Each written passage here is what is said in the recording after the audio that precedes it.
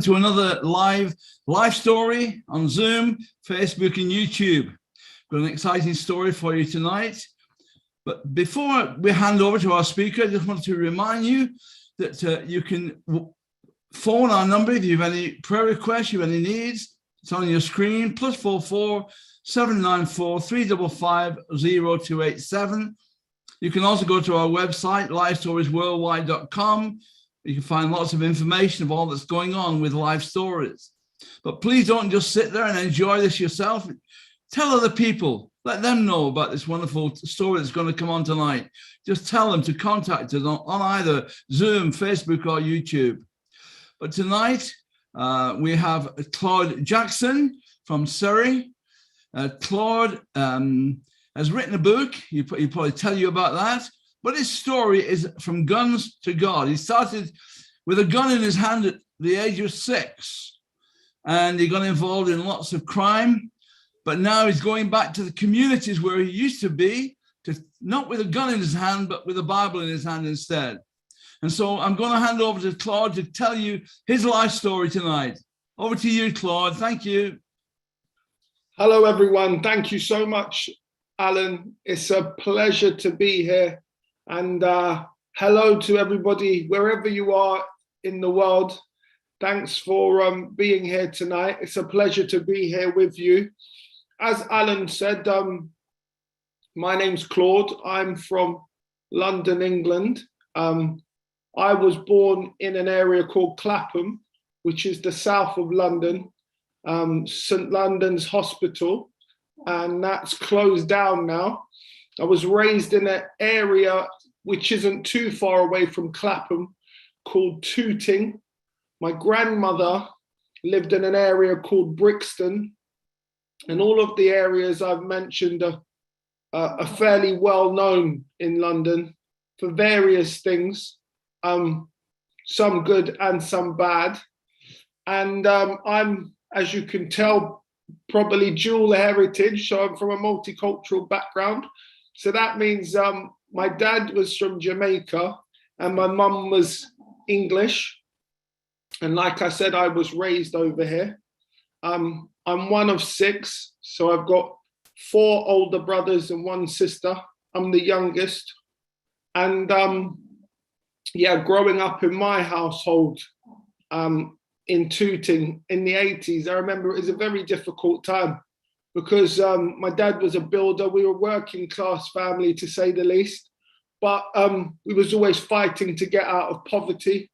And unfortunately, with a lot of pressures in life, it spilled over to the household. And there was a lot of domestic violence in my household, a lot of abuse, emotional abuse, physical abuse. And I remember some of my youngest memories of my childhood. It was almost like, there's an expression I use, walking on eggshells. Home wasn't a happy place. It was constantly being shouted at by my dad, or there'd be an argument with my mum, or someone was being hit. And I remember feeling very fearful throughout my childhood in the house. And I took that energy out into the community. So when I went to school, for example, I would often fight because that was the only language I knew, really. So if I got in trouble in school, my dad would ask me what happened. And if I said, somebody hit me, he would quickly say, did you hit them back? And as long as I said yes, he would show his approval. So I found this becoming a reoccurring habit because my attention was based around negative and frankly dysfunctional behavior. And I wasn't the only one. Like I said, I've got 4 older brothers, and one by one, we all found ourselves getting caught up in crimes. And my eldest brother quickly left the family home when he could and went to live with my nan, as I mentioned, my grandmother, who was in Brixton. But he would come back every couple of weeks, once a month. And whenever he returned to visit us, he'd always tell stories of how he'd been on adventures or stole some trainers or bought some trainers or made some money. And they were always stories of adventures and stories of riches. And I remember thinking, gosh, that must be amazing. They always seem so exciting. And one particular time, he returned to the house and he gathered us all in the bedroom as he normally would. And he's about 15 years older than I. And he got us all in a circle, and I saw my older brothers, my other brothers gathering together, and they were all began whispering. So obviously I put down my toys at the time and went over to see what everybody was talking about. But this time, when I forced myself into the circle, I noticed that a black handgun was being passed around one by one. And each of my brothers took a turn to hold the gun. And I remember the fascination on their faces. Their eyes were filled with excitement. And I protested for a turn to hold the gun. And one of my brothers snatched it. He wanted another look. He couldn't help himself. And, you know, I went to argue and reluctantly, they gave me the gun. And as young as I was, at 6 years old, I remember I was really struck by the weight of the gun. Firstly, they're really heavy. And the coldness of the steel. I remember thinking, gosh, you know, even at that younger age, I was really aware that this was something other than a toy. It was something that was made for harm and destruction. And it was something that I would grow to become familiar with. And at that moment, I think I fell into the idea of the romance of what a life of crime could consist of for me. So at that point, I made the commitment that that's what I wanted to grow up to be. I wanted to grow up to be a gangster like my oldest brother. And he basically mentored all of us at that stage. We would finish school, and one by one, you know, they'd go to work with my dad. On the weekends, we never had much social time. And but I'm constantly still pursuing this dream of excitement outside the home. And eventually the fighting would continue. And our house, we had moved to Mitcham, and our house got repossessed. At this stage, I was around maybe 9. And we ended up moving up to Surrey in a very small house. It was a 2-bedroom house for 7 or 8 of us. And obviously my parents took the double room. My sister took the single room, and the rest of us slept where we could. And at that time in life, I slept under the stairs. And that became my room. And I was under the stairs for a couple of years. And that's where I lived. And I went into school. At that stage, I got basically expelled because I was hardly at school. And when I was at school, I spent time in the corridor or in the hall where they would give me a desk of my own. And I don't know what it's like now, but back then they just give you a bit of paper and a pen, because they almost, it's not that they couldn't be bothered with you. They used to say, you know, I wasn't interested in learning. But I mean, I don't really recall too many people taking the time to try to teach me in a way of which I understood. And if I'm completely honest, my attention was elsewhere. I was more caught up trying to be the tough guy and the class clown and whatnot. So I spent a lot of time in the hallway, and I would fight a lot, fight with the other kids. And eventually I had to leave that school, and I headed over to an all-boys school in Surrey, where we moved to. Like I said, the house got repossessed. And that all-boys school was, there was about 500 pupils, and I was 1 or 3 pupils that was of color. So there was 2 other pupils, and there was me, but I was the only one who was from a mixed background. And it was literally one of the worst experiences I can recall going through in life. Every day was literally fighting. And I didn't do too badly because of my older brothers and whatnot, but some of the stuff I witnessed was very traumatizing. Some of the kids were getting badly hurt. And at that stage, I was only 11 or 12. And then you go home after school, and home isn't a safe place. And I really struggled to find comfort at that time. And it really started to take its toll on me psychologically. And the next couple of years passed by, and by the time I arrived at about the age of 14, and by now my school uniform consisted of a white shirt. Sometimes I put jeans on or trainers, and I was so disengaged from school, I didn't even know where my uniform was.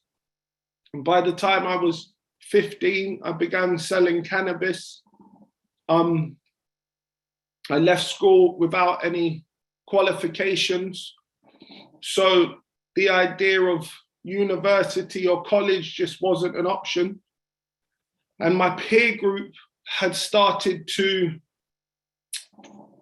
outpace me, so to speak. They was doing far better than I was, because what was my prospects? No qualifications, dysfunctional background, no support, mentors or role models.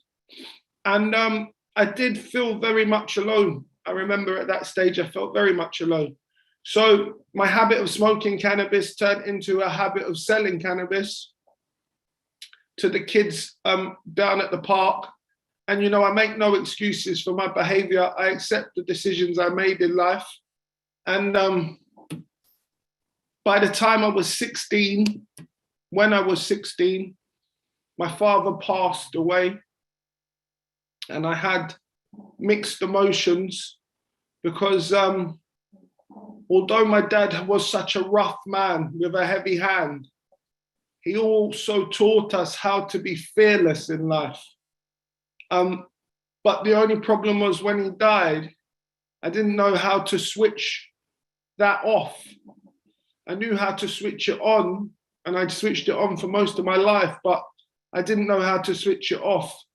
So I went into my teens with that mentality. And I headed back towards Brixton and some of the more rougher areas in London, where I met people what was from backgrounds more similar to my own, because Brixton's a very urban area with lots of nationalities within the community. And I met people who were really successful at drug dealing. And I started to relate to individuals. And quickly, my dealing of cannabis turned into cocaine. And by the time I was 19, I bought a convertible sports car. I didn't have insurance. I didn't have a driver's license, but it was a really expensive vehicle. And I don't say that proudly. I say that just to highlight the mentality of an individual, that when you come from such a dysfunctional lifestyle, you haven't even got the sense to know if you're going to get a vehicle, at least get a driver's license. And I ended up crashing that vehicle actually in a really bad road collision.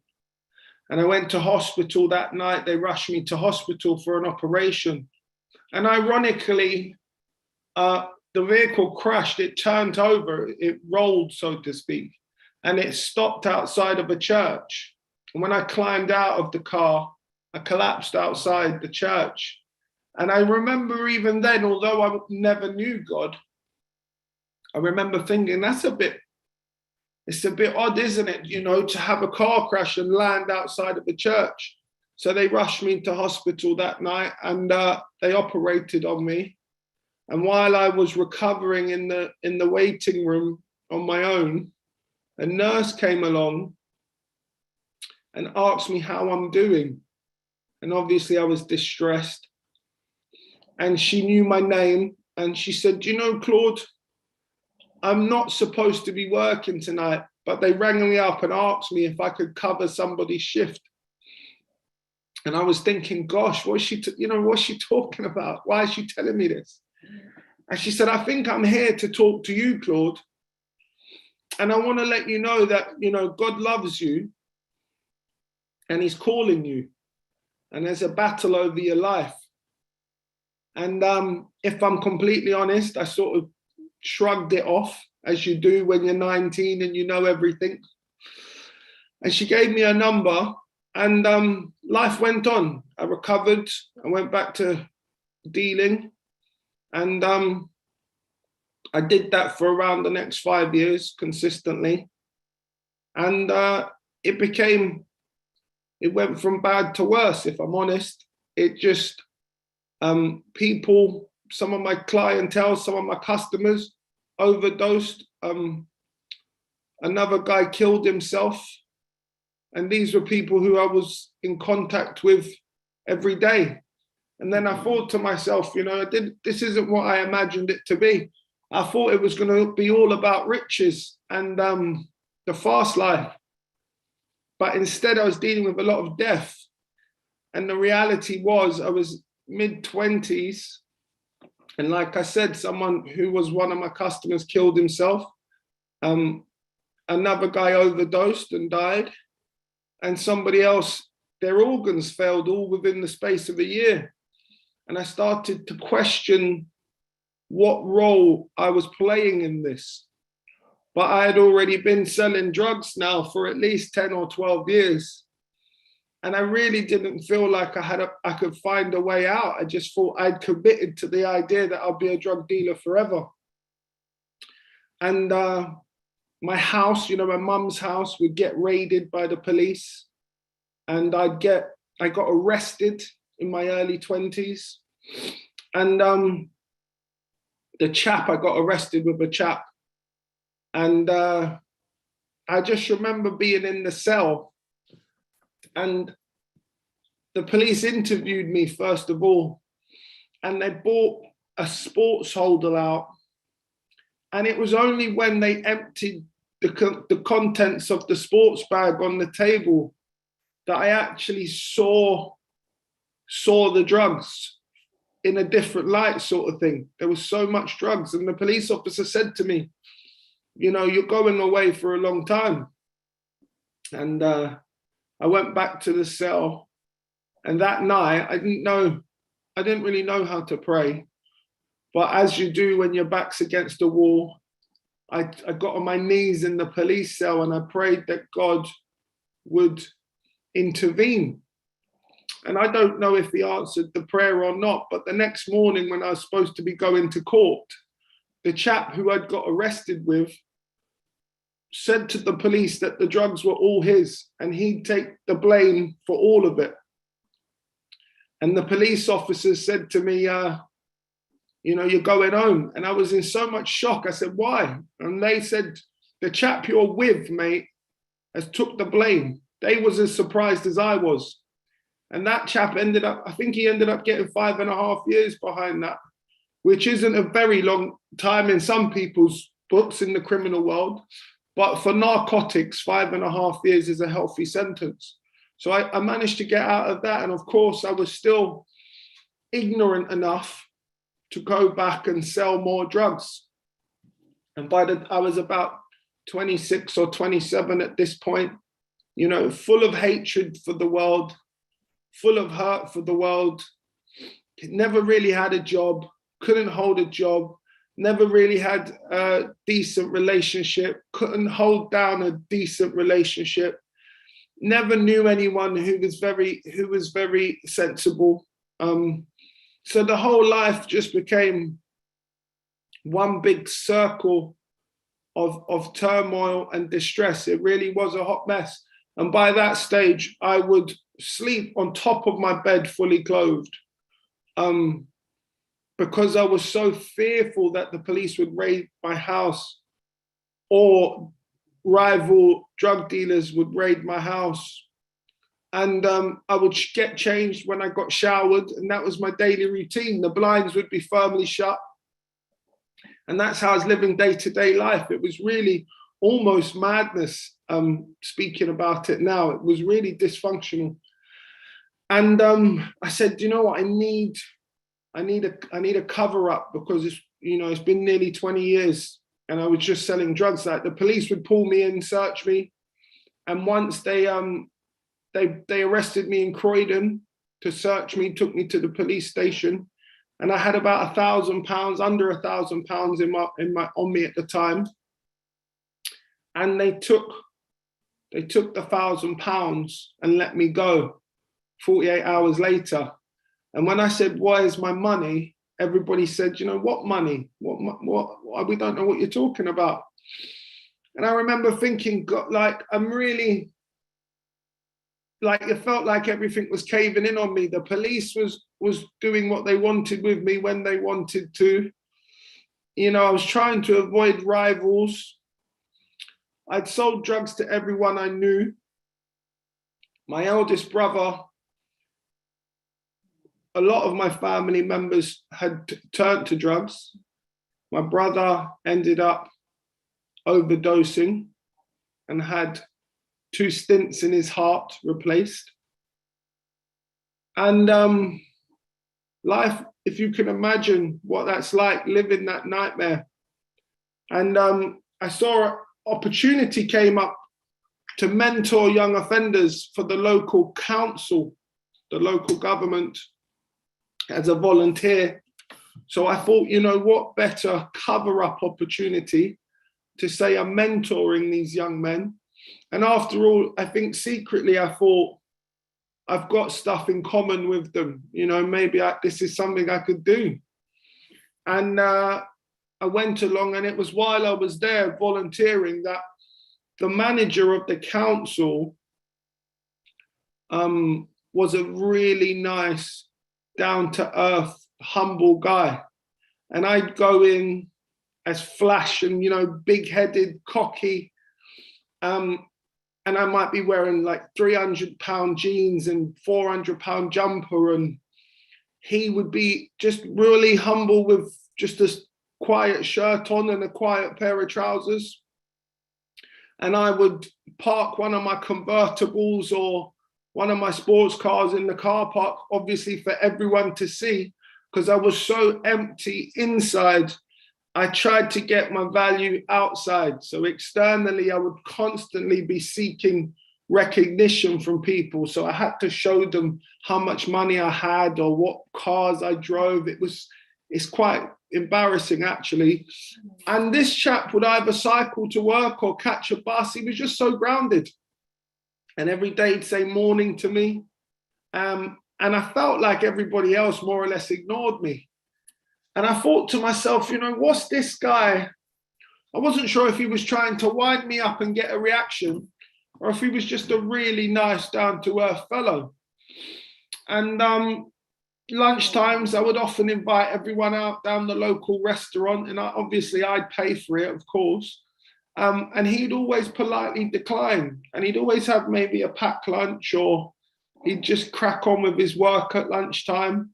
And I just remember thinking, he's not biting. Everything I was doing, he just wouldn't respond to it. And then one day came up when we had what they call a team building day. So everybody who worked in that department for the council, be it youth work or probation work or volunteers mentoring, we all had to go along and have a team building day. And there was a particular exercise. And what we would all do is we'd all one by one introduce ourselves and say one thing that nobody else knew about us. So if you can imagine, there was maybe 80, 100 people in the room. And it was, it's quite, nobody really wanted to take part. But one by one, we all got up. And I remember there was a lady, for example, this was the sort of things that was being said. A lady called Susan.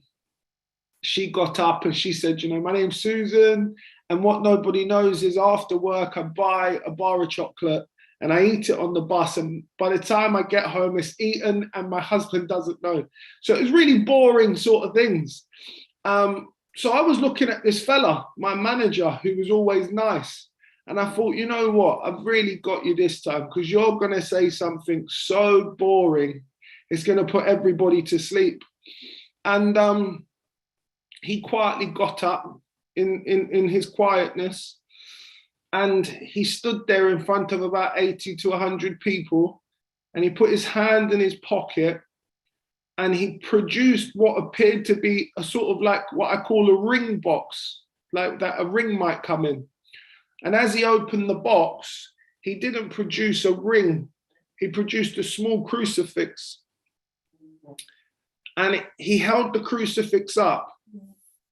And he said, he introduced himself and he said, what nobody knows about me is I'm a Christian and Jesus changed my life. And at that moment, I don't know why, but it was just mind-blowing. I just remember thinking, whoa, because I'd spent my entire life, gosh, I've had fights. I've been outnumbered so many times. I've had 10, 20 guys trying to fight me.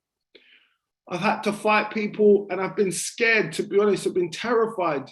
But this quiet, humble chap seemed to be braver than I ever could to stand up and say something like that in front of 100 people. And he had nothing that I had. All of the bravado, all of the attitude, he never had none of it. He was just a quiet, humble chap.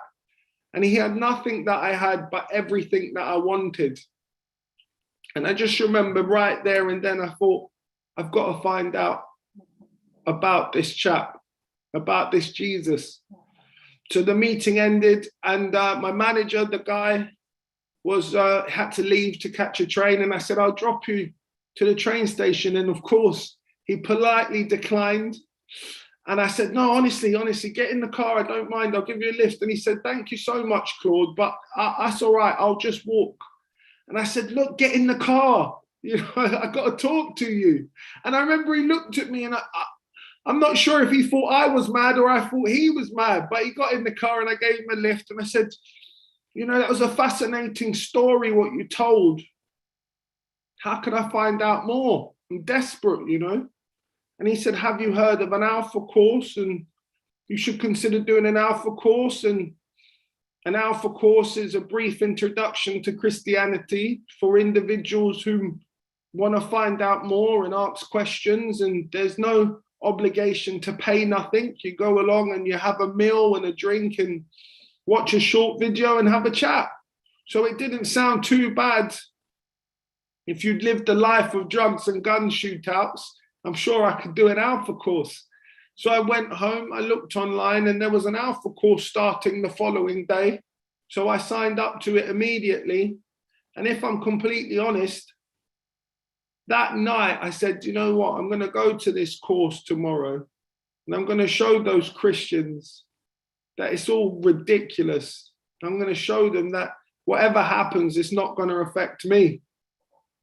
And I went along and as I walked up, I parked my car across the road and around the corner because I was so used to trying to be discreet. And I thought I'd quietly walk up. And as I walked up, the lady who had took my email said, oh, hello, and greeted me with a huge smile. You must be Claude.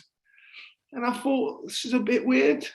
And then she put her hand out and shook my hand and welcomed me into the group. And it was a lovely evening.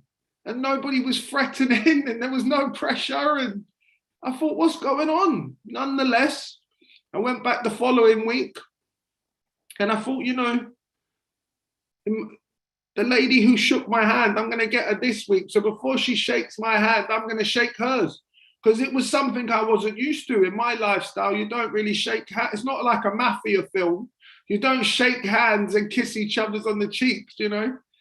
And I walked up and I saw her on the door welcoming everybody. And like I said, I struck my hand out and she opened her arms and greeted me with a big hug.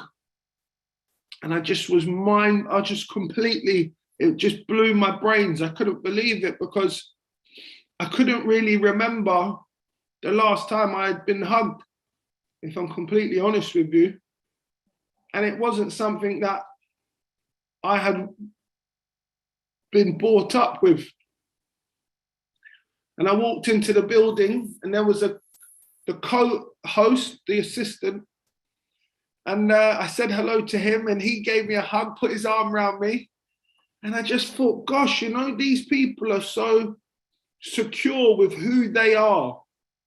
That, you know, where I come from, if you hug another male, you get called names. I couldn't be seen dead doing that, you know. And these guys are just so comfortable with who they are. And yeah, I went back week after week, and by week 10,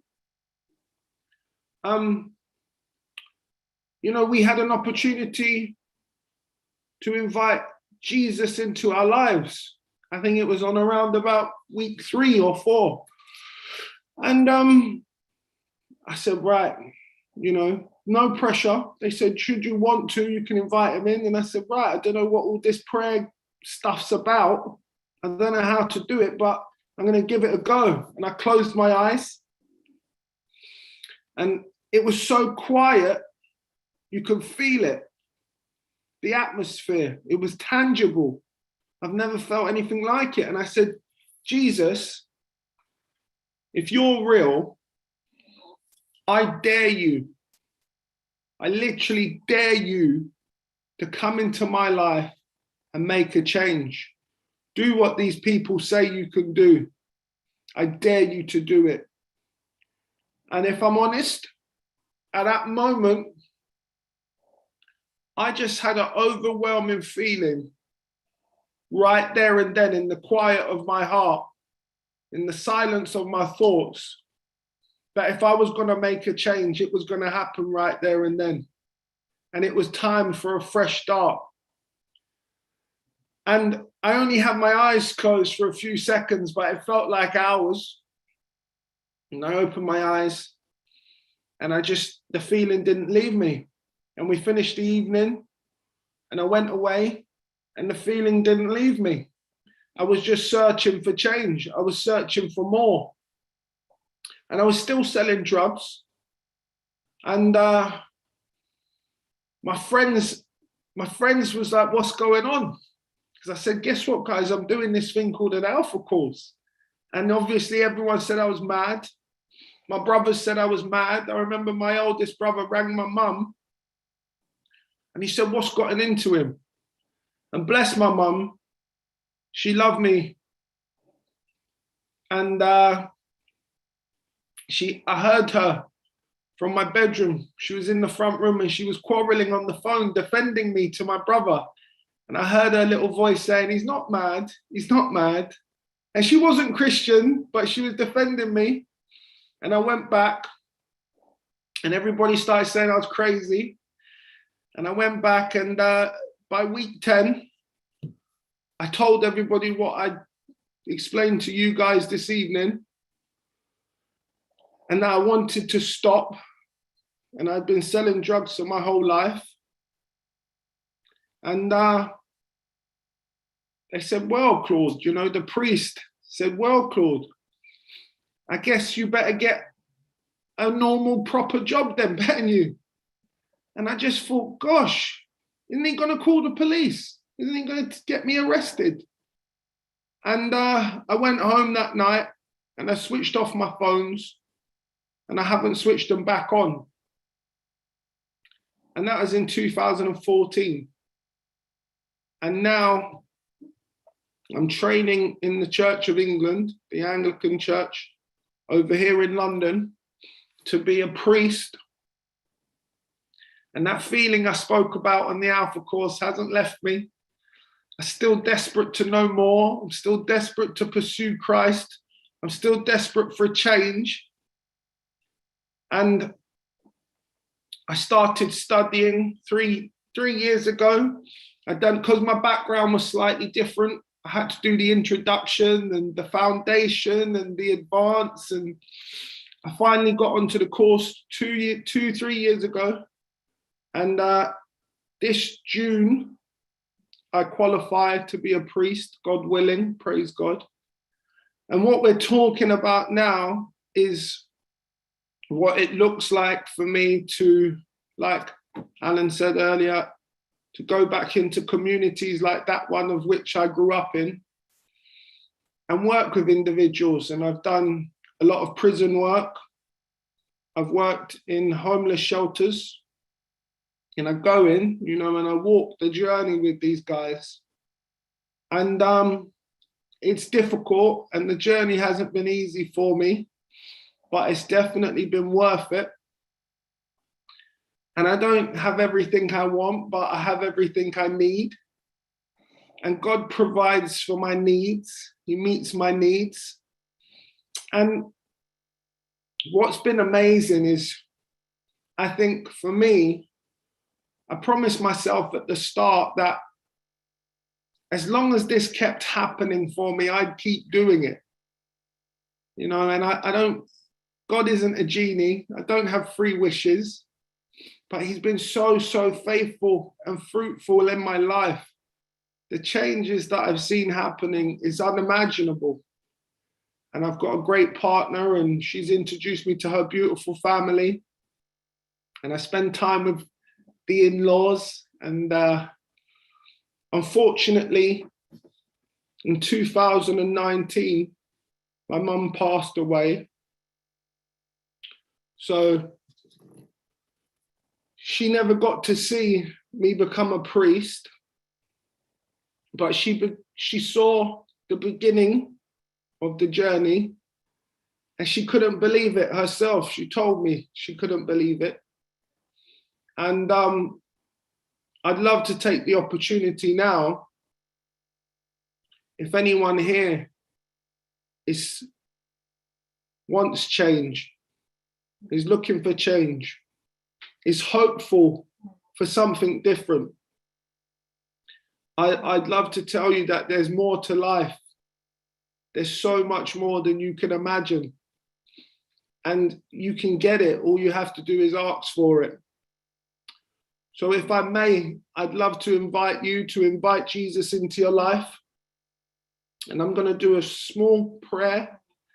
It's nothing big. It's called Sorry, Thank You, Please. And if you'd like to say that prayer with me in the stillness of your heart, I'm going to say it now. So close your eyes. And in the silence of your thoughts, still your heart. And just repeat after me. Lord God, I'm sorry for the times that I may have doubted you or turned away or even thought that I could live this life without you. And thank you, Lord, that even though I turned away from you, you never turned away from me. And please, Lord, come into my life afresh today, Lord, and help me make the changes that I so wish. In Jesus' name, amen. Guys, I just want to thank you for allowing me to share my story this evening.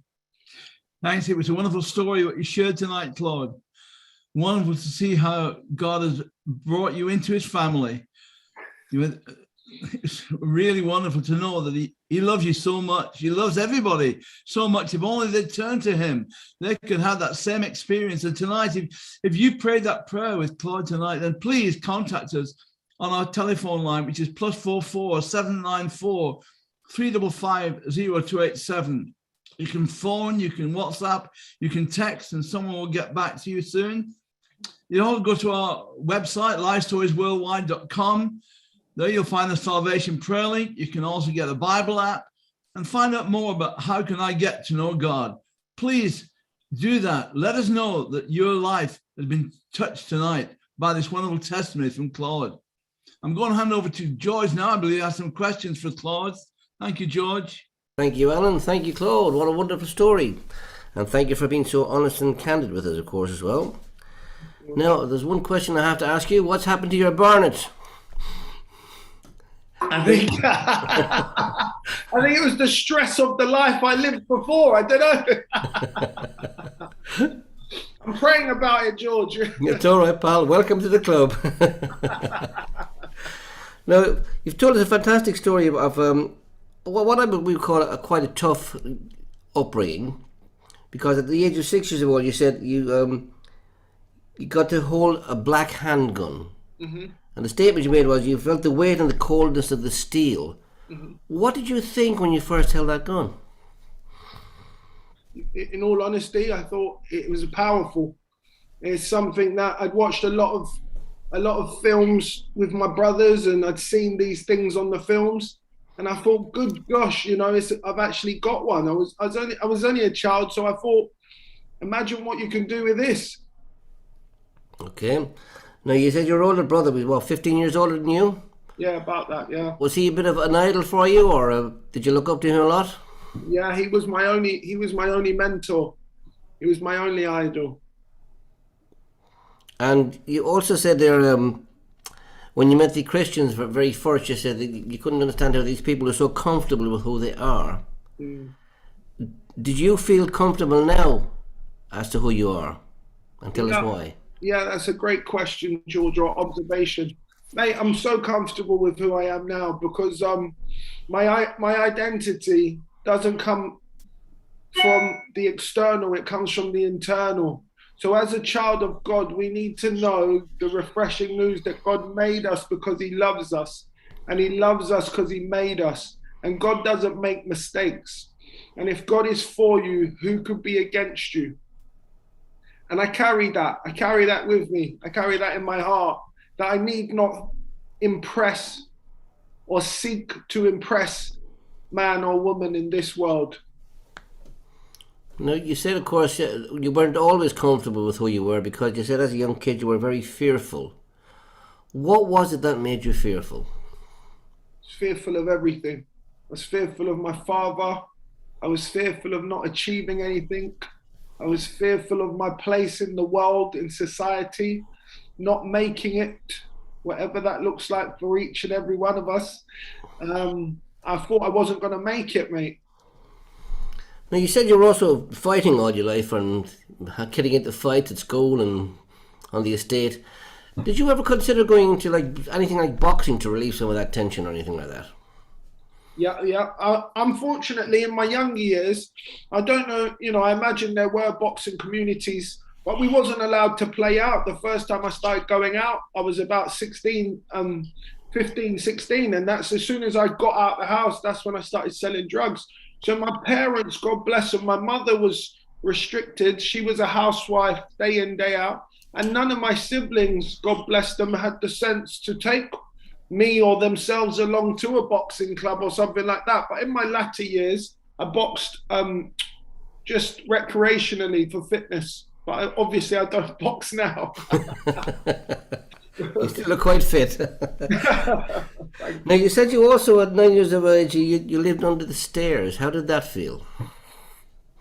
Was that your secret place?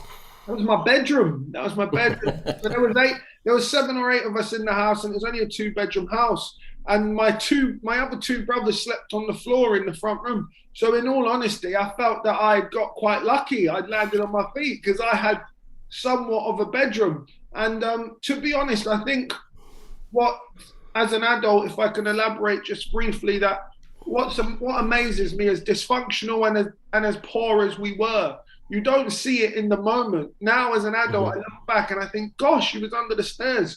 But at the time, I was just doing what I was told. Well, I grew up in a big family as well, but 2 of us had to sleep next door. There you go, yeah. So yeah, I know exactly where you're coming from with the big family. Yeah. There's no privacy, nothing's your own, and you have to eat when you can. Yeah, okay. Now, at the time as well, you said you moved to Surrey. Yes. And you went to the school where 1 in 3 kids were coloured. And how big a problem was that for you? It was the first time. So although my parents, for lack of a better term, I'll just use I don't know if it's politically correct, but my dad was black, my mum was white. And although my parents were black and white, I never heard race in the house. As dysfunctional as things were, they raised us not to see colour. It was just normal. And then I go to Surrey, like you said, George, I'm in this white school, if you can use that term. And gosh, the names what I heard being called, and there was a few Asian kids and a few Chinese kids, and the abuse they'd take. So they sort of left me alone because I was the big black guy, if you will. But the more vulnerable kids, they went through hell. It was traumatic just witnessing it, if I'm honest. And how did you deal with that while you were there? So I just fought. So I fought in school, I fought out of school, and then when I get home, if my shirt was ripped or something, my dad would say, "What happened?" I say, "Someone called me a name." And my dad would then say, "Did you hit them?" So even though I didn't want to be this vicious chap all the time, I couldn't get away from it. Every area of my life was just violence. And did you feel remorse or when you did this? That's such a good question, George, because at the younger age, I knew I didn't want to fight, if that makes sense. But I didn't know what else to do because my dad's encouraging me, my brothers are encouraging me. And then in school, I remember once I told the teacher, this is the honest truth, I told the teacher, and he said, "Look how big you are. Why don't you just hit him? What are you moaning about?" Yeah. And that's the honest truth. So I felt so conflicted with my emotions because I didn't want to hurt people, but I just had to. So you turned 16 anyway. You said you started smoking cannabis. How were you introduced to cannabis? A chap in my class, he was buying weed off of my elder brother, one of my brothers, and he suggested I give it a try because I was smoking cigarettes at the time. So he said it's the same thing, and I smoked cannabis for a number of years, and that's how I got into it. My best mate at the time. And at the particular time as well, your father died when you were 16. How did you feel when that happened? Yeah, very conflicted because, like I briefly touched on earlier, my dad was he was such a barbarian that he made us feel safe, if you know what I mean. He really had, his presence was almost like animal-like. When you watch these programs of these gorillas and, the atmosphere they have. My father was a lot like that, but he never had an off switch. Right. I just wish he showed us some love. I can't even recall now. I'm nearly 40 and I just can't recall my dad showing me any love, really. But you'd also said actually at the time, they said home was not a safe place. Why did you think home was not a safe place? Because it wasn't. My dad would, once I was laughing, if I can quickly share this, once I was laughing at one of my brothers and my dad looked across and I couldn't stop laughing just because my brother made me laugh. And my dad swiped everything off the dinner table onto the floor and told me to pick it up. I was the only one he didn't regularly beat. He beat everybody else. I got a beating, don't get me wrong, but he regularly beat my mother and my siblings. And how did your other brothers feel about this? Did you ever discuss this with your brothers? Or was it just something you lived with? We were all dysfunctional. We've all been involved with the law one way or another. Some have been incarcerated, some haven't. They all took drugs. I never went on to take drugs. Shamefully, I only sold them. I smoked cannabis, but the other hard class A drugs I never took. I just sold them.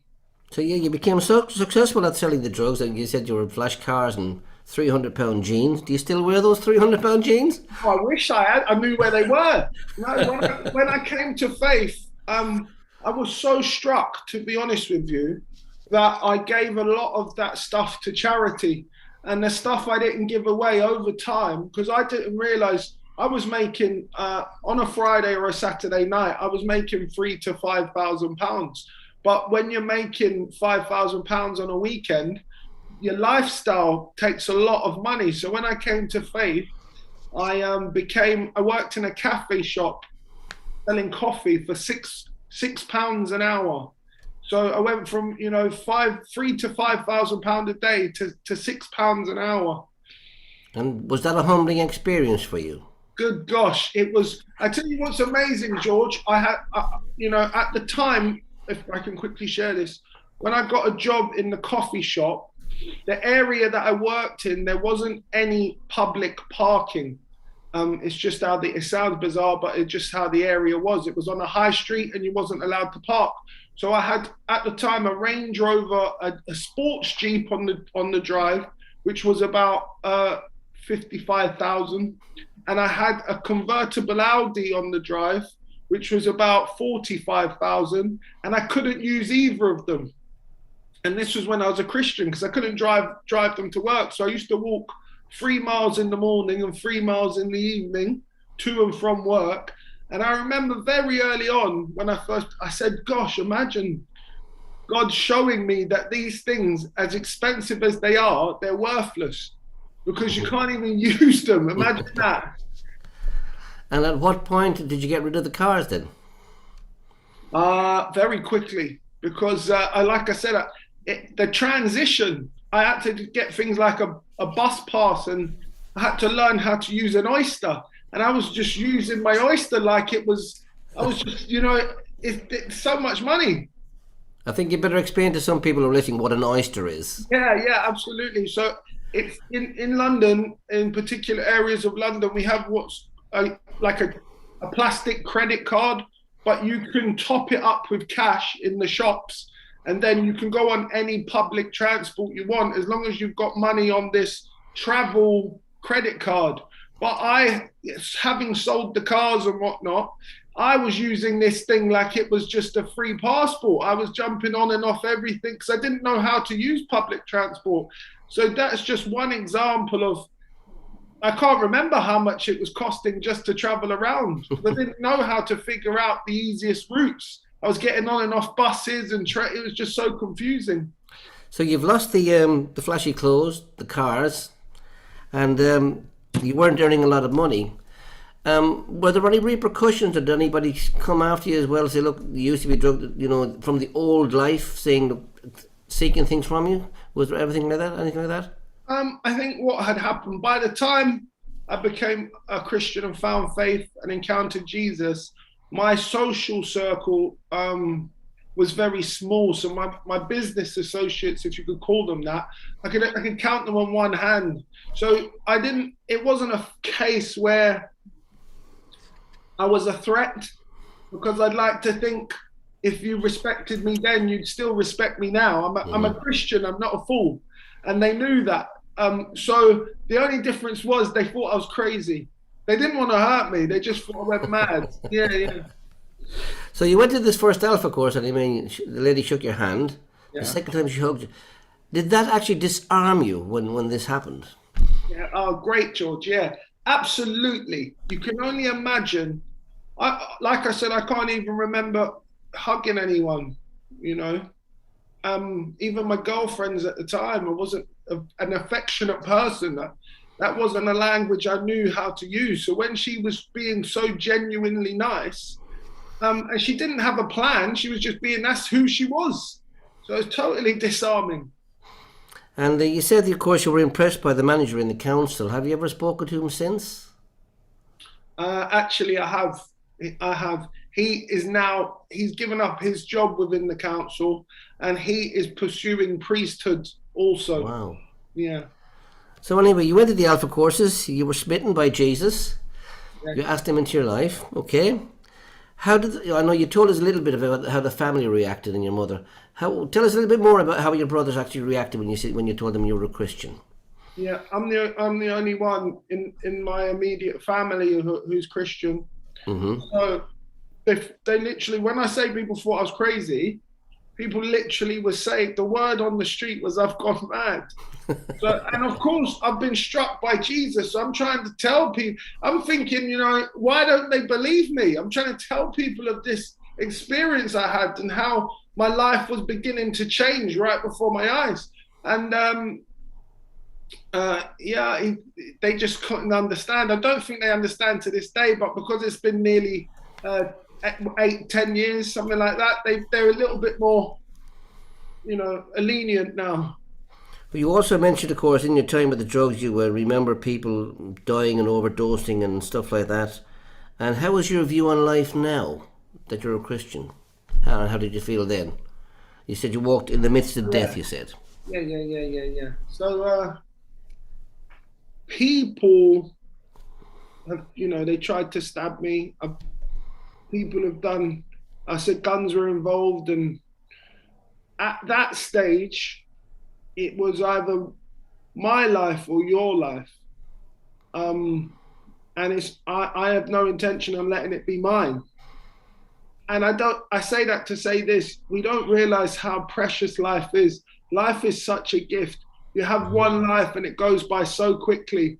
You know, don't serve everyone but God. You know? Yeah. Okay. Now you mentioned the guns, and the book behind is Guns to God. Did you ever have to use a gun yourself? I have used firearms. And how did you feel afterwards? Did you feel scared or upset, or how did it make you feel? A mix of all of the above. So you definitely have a fear, but also your blood is just pumping so fast that it's a bit of a bust. You get a bit of excitement by it. And then of course you're very fearful. You're scared because you don't know what's going to happen next and what the repercussions will be. So yeah. Did you ever feel in that situation that you just couldn't get out of it? You were basically locked in, and there was just no other way to life. Did you ever feel like that? That was all I felt. That was it. Now, I couldn't. When I was sort of like 16, 17, I tried to get a job on a couple of occasions, and I didn't. They wouldn't, because you got no qualifications. And then I remember once I got a job in a fast food restaurant, and I was only there for a couple of days because my attitude was I was so dysfunctional. I wasn't teachable. So yeah, sorry, George. That's okay. I was going to say, did you ever have anybody whatsoever that you could turn to talk to in those days? Most people have a good mate or somebody they can talk to. Did you have anybody like that? No, I was selling drugs to my best mate. So my mum would be my mum was my best friend, and she was trapped too. And I was getting therapy when I was 27. And imagine at the age of 27, the therapist said, Claude, anger and aggression are two different things. And I said, what do you mean? And she said, they don't go hand in hand. You don't get aggressive because you got angry. And imagine I was 27 years old. I was a grown man. And I just found out, up until that stage, if someone got me angry, I'd get aggressive. Did you think that was the answer to everything? Absolutely. Absolutely. One way or another. Now, you said also that you've got a great partner now, someone to confide in. Tell us a little bit about your partner and how you met her. I met her at church. That's a good start, isn't it? Yeah. I was at a new church plant. I was asked to go along with the team and help regenerate this church plant within that particular community. And she lived in that particular community. And she was a fairly level-headed lady. She's as old as she's as old as I am. She doesn't look it though. So she's a sensible woman with a career. Right. And we just really, I think what's lovely is we got to know one another. So my interests over the years have changed.